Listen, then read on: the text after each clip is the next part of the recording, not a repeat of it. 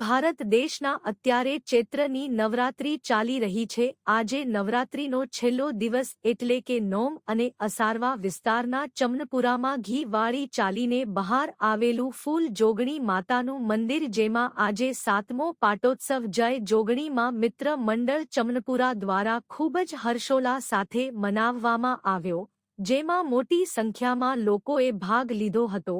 જય જોગણીમાં મિત્ર મંડળના સભ્યો મહેશભાઈ ઠાકોર, ગૌતમ ઠાકોર, મુકેશભાઈ ઠાકોર અને સમસ્ત મિત્ર મંડળ દ્વારા ત્યાં ભંડારાનો પણ આયોજન કરવામાં આવ્યું હતું।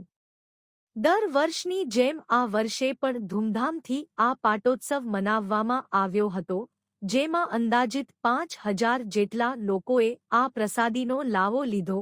ભંડારા માટે ફાળો જય જોગણીમાં મિત્ર મંડળ તથા ઘીવાળી ચાલીના રહીશો અને આસપાસના વિસ્તારના રહીશો દ્વારા સ્વૈચ્છિક દાન દક્ષિણ આપીને આ ભંડારાનું આયોજન કરવામાં આવ્યું હતું।